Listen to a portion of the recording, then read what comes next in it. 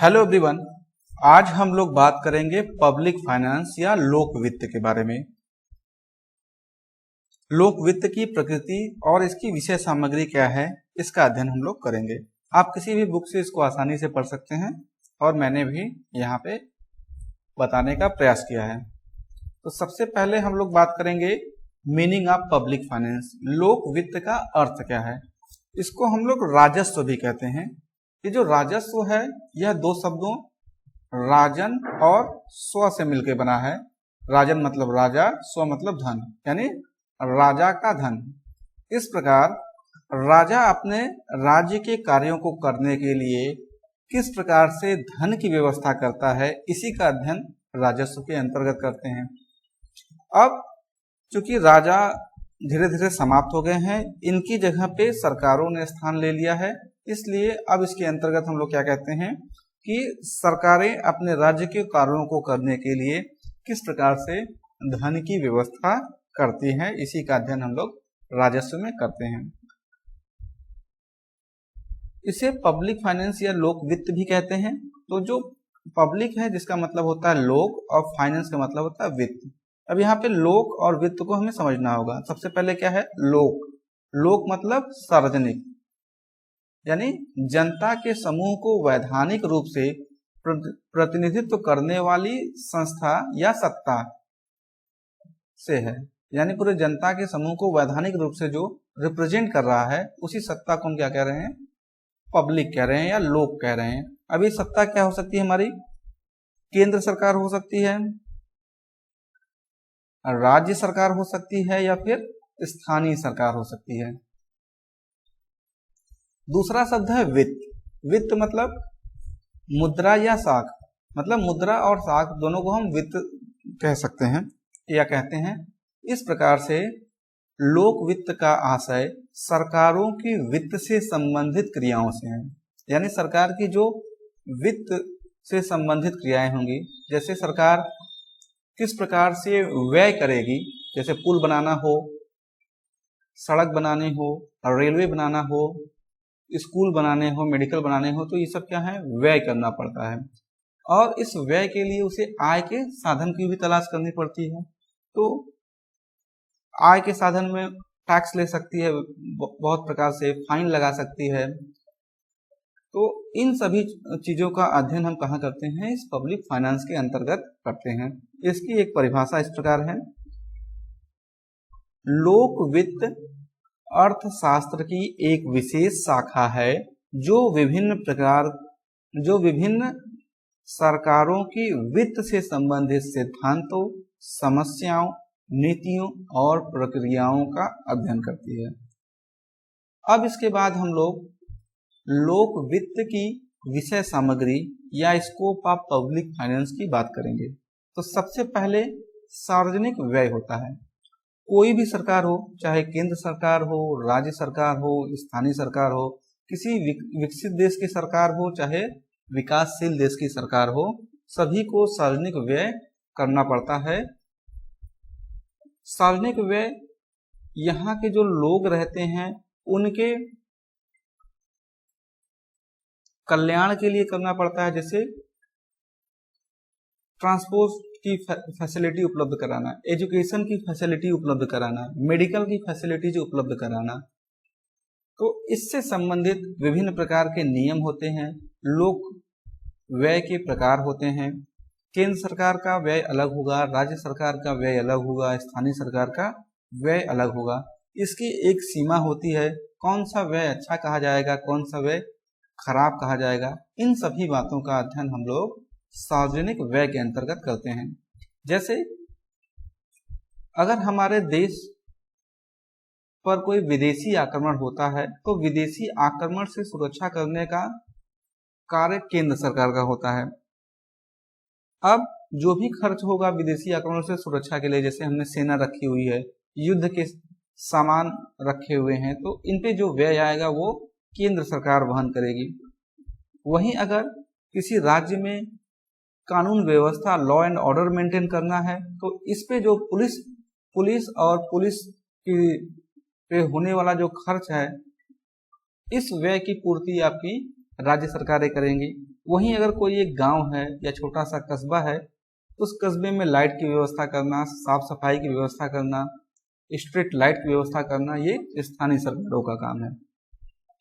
फिर इसके बाद आता है सार्वजनिक आय। तो सरकार को हमने देखा कि विभिन्न प्रकार के व्यय करने पड़ रहे हैं, जिसे हमने सार्वजनिक व्यय कह दिया। अब इस व्यय के लिए आय कहाँ से आएगी? तो यानी सरकार आय किस प्रकार से प्राप्त करेगी, उसका अध्ययन भी हम लोग इस पब्लिक फाइनेंस में करते हैं। आय प्राप्त करने के लिए सरकार कर लगा सकती है, टैक्स लगा सकती है, गैर कर राजस्व भी होते हैं, सरकार विभिन्न प्रकार के उद्योग भी चलाती है। सरकार इस प्रकार से आय प्राप्त करती है। तो इस आय के भी, सार्वजनिक आय के भी नियम होते हैं, प्रकार होते हैं। केंद्र सरकार का अलग आय का स्रोत होगा, राज्य सरकार का आय का स्रोत अलग होगा और स्थानीय सरकारों के आय के स्रोत अलग होंगे। इन सभी बातों का अध्ययन भी हम लोग पब्लिक फाइनेंस के अंतर्गत करते हैं। फिर इसके बाद आता है सार्वजनिक ऋण। तो सार्वजनिक ऋण की जरूरत कब पड़ेगी? जब हमारे यानी सार्वजनिक व्यय क्या हो जाएंगे, अधिक हो जाएंगे और सार्वजनिक आय क्या हो जाएगी, कम हो जाएगी। यानी जब हमारे सरकार के खर्चे अधिक हो गए और आय के साधन कम हो गए, तो सरकार को ऋण लेने की आवश्यकता पड़ जाती है। और आजादी के बाद से अब तक सरकार ने जो ऋण ले रखा है उसे हमने क्या कह दिया, सार्वजनिक ऋण कह दिया। अब इस ऋण की एक सीमा होती है कि किस सीमा तक ऋण लेना चाहिए, किस सीमा तक ऋण लेना अच्छा है। ऋण के प्रकार प्रकार कितने होते हैं? ऋण आंतरिक स्रोत से लेना चाहिए, यानी देश के अंदर से लेना चाहिए या देश के बाहर से लेना चाहिए। इन सभी बातों का अध्ययन भी हम लोग पब्लिक फाइनेंस में लोक ऋण के अंतर्गत करते हैं। फिर वित्तीय प्रशासन की बात भी करते हैं। इसके अंतर्गत सार्वजनिक व्यय, सार्वजनिक आय और पब्लिक डेट, इन सभी से संबंधित नियम और व्यवस्थाएं बनाई होती हैं। इसी नियमों के अकॉर्डिंग ही लोगों को काम करना पड़ता है, सरकारों को काम करना पड़ता है। अगर ये जो नियम बनाए गए हैं वित्तीय प्रशासन के तहत काम नहीं करेंगे तो आपकी सरकार के लिए ठीक नहीं होगा, आपके लोगों के लिए ठीक नहीं होगा। जैसे आपको खर्च करना है, सरकारों को खर्च करना चाहिए शिक्षा और स्वास्थ्य के लिए, और सरकारें इसका गलत तरीके से लोगों को पैसे दे रही है वोट पाने के लिए, तो ये ठीक नहीं होगा। तो इन सभी बातों का अध्ययन हम लोग वित्तीय प्रशासन के अंतर्गत करते हैं, जिसमें समय पे बजट बनाया जाता है और उस बजट का एक समय सीमा के बजट बना के उस समय सीमा के भीतर ही आय और व्यय आपको करने होते हैं। हर एक निश्चित समय सीमा दी रहती है, उसमें बजट तैयार किया जाएगा, आय और व्यय का हिसाब भी दिया जाएगा। फिर इसके बाद होता है राजकोषीय नीति। तो सरकार, चाहे केंद्र सरकार हो, चाहे राज्य सरकार हो, चाहे स्थानीय सरकार हो, जनरली केंद्र सरकार राजकोषीय नीति बनाती है। अर्थव्यवस्था की स्थिति को ध्यान में रखते हुए इस राजकोषीय नीति का निर्माण किया जाता है। तो इस राजकोषीय नीति से संबंधित नियम क्या हैं, इसके प्रकार कितने हैं,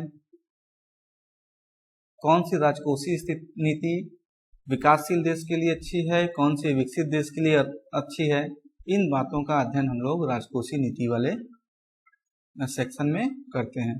तो आगे आप देखेंगे कि आपके सेक्शन में, आपके इस सिलेबस में कुछ चीजें पढ़नी है, जैसे सार्वजनिक व्यय के बारे में पढ़ना है, सार्वजनिक आय के बारे में पढ़ना है और राजकोषीय नीति के भी बारे में पढ़ना है। फिर आगे भी आप जब आगे के क्लासेस में जाएंगे तो बाकी चीजों को भी पढ़ना होता है। फिर आता है इसके अंतर्गत संघीय वित्त। संघीय वित्त का मतलब होता है कि जैसे केंद्र सरकार हो गई, राज्य सरकार हो गई और स्थानीय सरकार हो गई, तो इन सभी के कार्य और अधिकार क्या होते हैं, बटे होते हैं कि केंद्र सरकार कौन सा कार्य करेगा, राज्य सरकार कौन सी कार्य करेगी और स्थानीय सरकार कौन से कार्य करेंगे। तो कार्यों का भी बंटवारा हुआ है, साथ ही साथ आय और व्यय के साधनों का भी बंटवारा होता है। तो उससे संबंधित नियम दिए गए रहते हैं। इसके अंतर्गत हम लोग एक होता है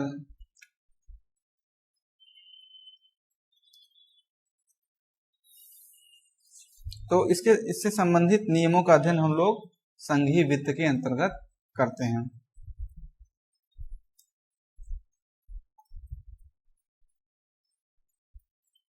फिर इसके बाद हम लोग बात करेंगे कि क्या लोक वित्त एक विज्ञान है अथवा एक कला है। Nature of public finance as science and art. तो जैसा कि हम जानते हैं कि अर्थशास्त्र विज्ञान और कला दोनों है और पब्लिक फाइनेंस अर्थशास्त्र का एक भाग है, इसलिए पब्लिक फाइनेंस भी विज्ञान और कला दोनों है। और इसी बात को हम लोग आगे थोड़ा सा प्रूफ करने का प्रयास करेंगे। तो लोक वित्त सबसे पहले हम लोग विज्ञान के रूप में देखेंगे, public finance as a science. तो इसमें क्या होता है, जैसे साइंस है तो साइंस के अंतर्गत कोई विषय वस्तु रहती है, उसका व्यवस्थित और क्रमबद्ध अध्ययन किया जाता है। और लोक वित्त में भी वित्तीय क्रियाओं का और उससे संबंधित विभिन्न पहलुओं का व्यवस्थित एवं क्रमबद्ध अध्ययन किया जाता है, इसलिए इसे भी हम विज्ञान कह सकते हैं। जैसे विज्ञान के बहुत सारे नियम होते हैं, उसी प्रकार से आय, व्यय और ऋण संबंधी विभिन्न नियमों और सिद्धांतों का अध्ययन भी हम लोग लोक वित्त के अंतर्गत करते हैं। तो इस प्रकार यह विज्ञान भी है। हम लोग विज्ञान को एक अन्य तरीके से भी अध्ययन कर सकते हैं कि आदर्शक विज्ञान, नॉर्मेटिव साइंस और पॉजिटिव साइंस। तो अब ये नॉर्मेटिव साइंस क्या होता है, सबसे पहले वास्तविक विज्ञान क्या होता है।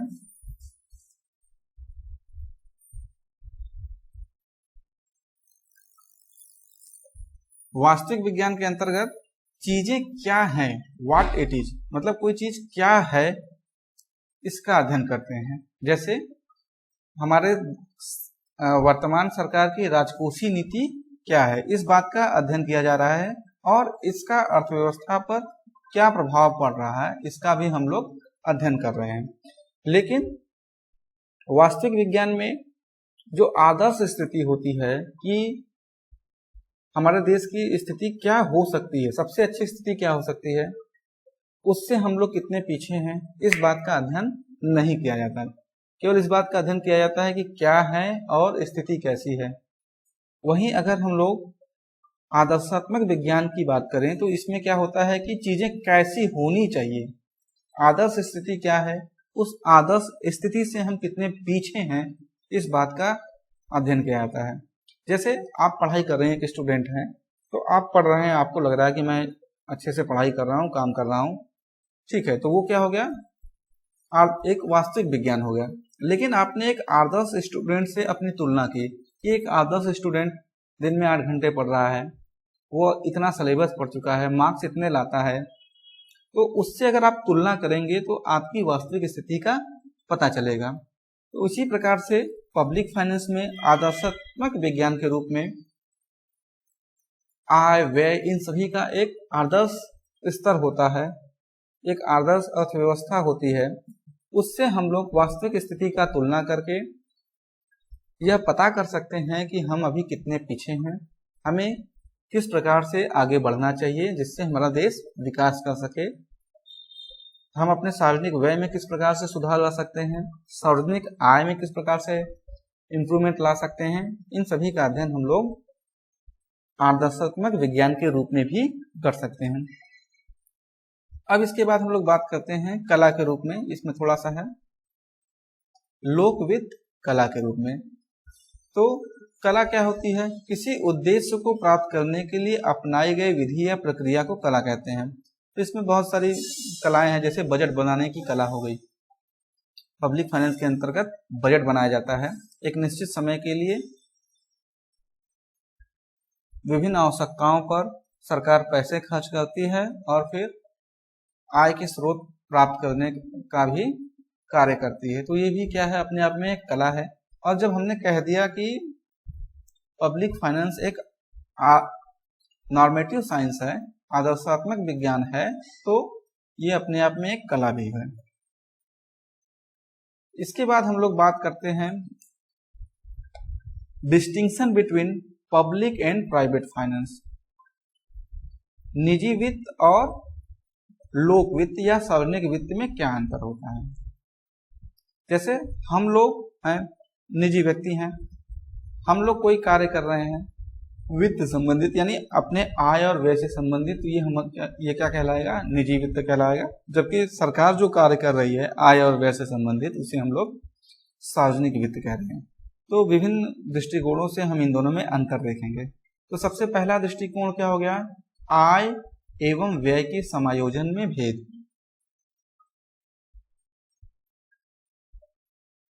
Distinction in adjustment of income and expenditure. जैसे व्यक्ति पहले क्या करता है, आय के साधन खोज लेता है और अपने आय के आधार पर ही खर्चा करता है, यानी उसकी जितनी चादर रहती है उसी चादर के हिसाब से अपना पैर फैलाता है। अगर उसके पास कम पैसा है या कम आय है तो कम खर्च करेगा, और अधिक पैसा है तो अधिक व्यय करेगा। सबसे पहले वो क्या कर रहा है, आय के साधनों की तलाश कर रहा है, फिर उसके आधार पर व्यय कर रहा है निजी व्यक्ति। जबकि सरकारें या सार्वजनिक व्यय क्या होता है, पहले व्यय कर दिया जाता है इसमें और बाद में आय के साधन तलाश किए जाते हैं।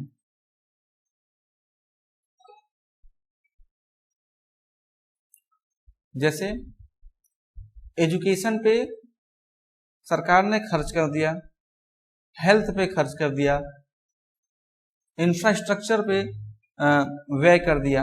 अब इसके बाद वो आय के साधन तलाश करेगी।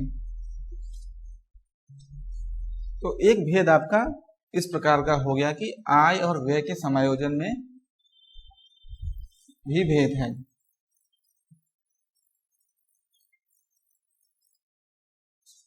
फिर इसके बाद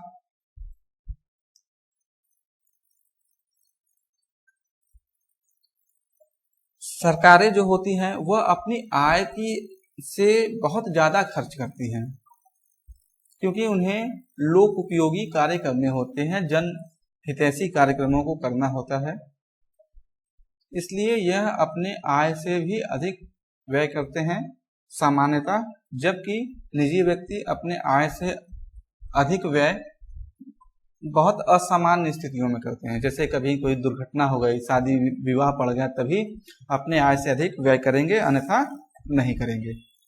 फिर इसके बाद है उद्देश्य में भिन्नता। निजी वित्त की और सार्वजनिक वित्त की उद्देश्य में भिन्नता होती है। जो निजी वित्त होता है वह आप देखेंगे हमेशा अपने हित को ध्यान में रख के किया जाता है, कि जब कोई व्यक्ति खर्च कर रहा है तो वह ध्यान देगा कि उसका स्वार्थ किस में जुड़ा हुआ है, उसे किस बात में लाभ हो रहा है, वो अपने लाभ को देखते हुए ही पैसे खर्च करेगा। जबकि सरकार क्या करती है, वह अपने हित को न देखते हुए लोगों के कल्याण को देखती है कि लोगों का कल्याण किस प्रकार से होगा, उसको देखते हुए आय और व्यय के साधनों को अपनाती है। व्यक्ति जैसे खर्च करता है तो वह सम सीमांत उपयोगिता नियम के आधार पर करता है, जबकि सरकारें इस प्रकार के नियम के आधार पर व्यय नहीं करती हैं, नहीं इस प्रकार के नियम के आधार पर आय प्राप्त करने का प्रयास करती हैं। आय के साधनों में लोच संबंधी भिन्नता। जो निजी व्यक्ति हैं उनके आय के साधन सीमित होते हैं, ये अपने साधनों को बढ़ा सकते हैं निजी व्यक्ति, लेकिन एक सीमा से अधिक नहीं बढ़ा सकते हैं। जबकि जो सार्वजनिक वित्त होता है इनमें कमी बेसी आसानी से की जा सकती है। ये अपने साधनों को अधिक लोच के साथ बढ़ा सकते हैं और अधिक लोच के साथ कम कर सकते हैं। जैसे कोई नया टैक्स लगा सकते हैं, पुराने टैक्स का रेट बढ़ा सकते हैं, ऋण ले सकते हैं, कोई कंपनी प्राइवेट कंपनी है उसका राष्ट्रीयकरण करके धन कमा सकते हैं। लेकिन इसकी भी एक सीमा होती है, एक सीमा से अधिक टैक्स नहीं लिया जा सकता है, एक सीमा से अधिक ऋण नहीं लिया जा सकता है। ठीक है, तो आय के साधनों में लोच संबंधी भी भिन्नता पाई जाती है। व्यक्तिगत आय के साधनों की लोच कम होती है, जबकि सरकार के आय के साधनों की लोच अधिक होती है। बजट की प्रकृति में अंतर।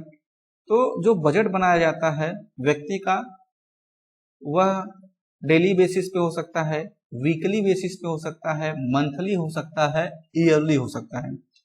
प्रतिदिन, प्रति सप्ताह, प्रति महीने या एक साल के लिए व्यक्ति या निजी वित्त बनाया जा सकता है। और इसको बहुत ही हार्ड एंड फास्ट रूल के साथ या स्ट्रिक्टली फॉलो भी नहीं किया जाता है। वह अपने हिसाब से इसको फॉलो करता है, कभी इसको त्याग देता है, कभी इसको फॉलो करता है। लेकिन जो सार्वजनिक वित्त है वह एक निश्चित अवधि के लिए बनाया, सार्वजनिक बजट है, जो सार्वजनिक बजट होगा उसे एक निश्चित अवधि के लिए बनाया जाएगा। उस निश्चित अवधि में जो पैसे उसने खर्च करने की बात कही है उसे खर्च करना पड़ेगा। और जो साधन आय की उसने आय प्राप्त करने का रखा निर्धारित किया हुआ है, उस निश्चित सीमा के अंतर्गत उसे आय भी प्राप्त करना होगा।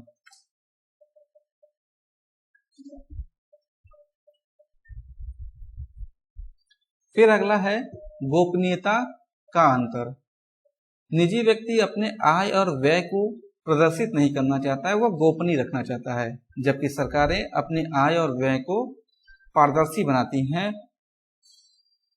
प्रत्येक वर्ष बजट में उल्लेख करती हैं कि हमारा खर्च कितना हुआ है, हमारी आय कितना हुई है, ये वो लोग ओपन रखते हैं।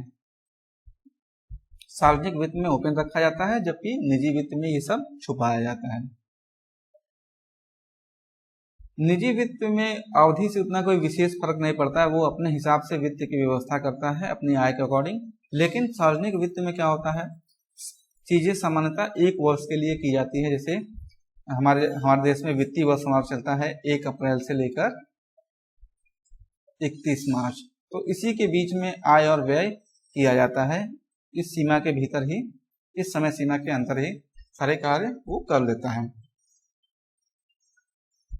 अब राज्य जो है अपेक्षाकृत निजी वित्त के अधिक प्रभुत्वशाली है।